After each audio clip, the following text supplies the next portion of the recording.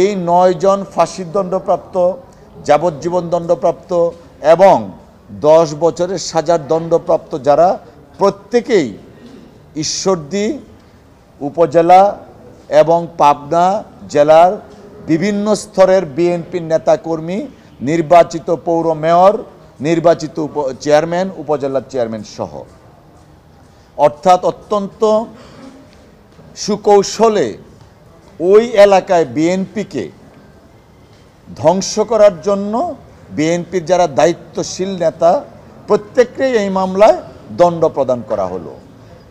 যদিও যে টাইমটা দেয়া হয়েছিল হামলার, সেই টাইমে তিনি ঈশ্বরদীতে ছিলেন না। তারপরে মামলা দায়ের করা হলো। মামলা দায়ের করার পরে চার্জশিট হলো, ফাইনাল রিপোর্ট হলো, অনেক কিছুর পরবর্তীতে গিয়ে 2019 সনে এই মামলা তড়িঘড়ি করে 2-2.5 দিনের শুনানি শেষে একটা জাজমেন্ট প্রনাউন্স করা হলো।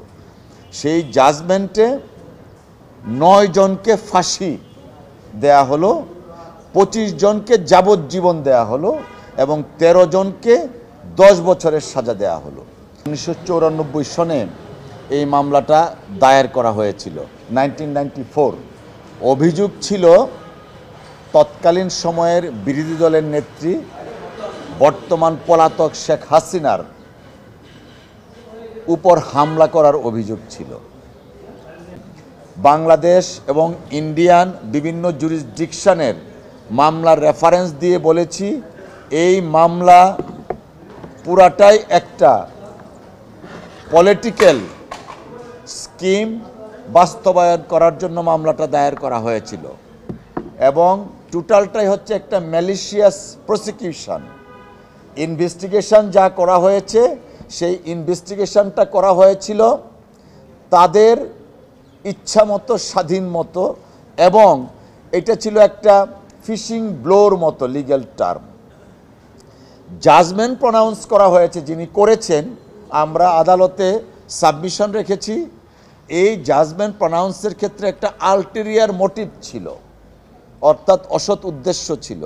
আর সবচেয়ে বড় যে স্ট্রাইকিং ওয়ার্ড আমরা আদালতে বলেছি সেটা হলো টু প্লিজ সামওয়ান, অর্থাৎ কাউকে খুশি করার জন্য এই জাজমেন্টটা প্রনাউন্স করা হয়েছে।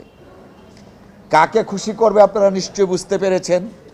যেহেতু শেখ হাসিনার নামটা এই এফআইআরের মধ্যে ছিল এবং শেখ হাসিনাকে খুশি করার জন্য এবং বিএনপিকে ধ্বংস করার জন্য এই জাজমেন্টটা প্রনাউন্স করা হয়েছে।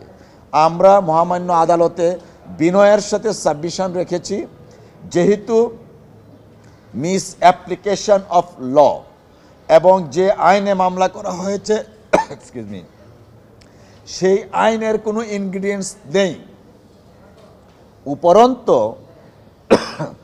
এই মামলায় যিনি জাজ ছিলেন, ওনার জুডিশিয়াল মাইন্ড কতটুক ছিল এবং এই রকম একটা জাজমেন্ট কাউকে খুশি করার জন্য দেয়া যায় কি না, সেই বিষয়টা আদালতের নজরে আমরা এনেছি।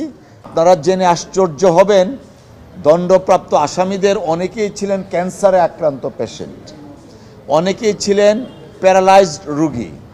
তারপরেও তৎকালীন সময়ের সেই প্রনাউন্সকৃত জাজমেন্টে বলার পরেও ওই জাজ এই ব্যাপারে কোনো ধরনের কোনো মন্তব্য বা জাজমেন্টে এই বিষয়গুলো আনেননি, দুঃখজনকভাবে। তো আমরা ইতিমধ্যে আজকে 9 জনের যে ফাঁসির দণ্ড ছিল, ডেথ রেফারেন্স, গত কয়েকদিন টানা শুনানি করে আজকে আমরা ফাইনাল সাবমিশন রেখেছি। আমরা আজকে আমাদের ফাইনাল সাবমিশনে বলেছি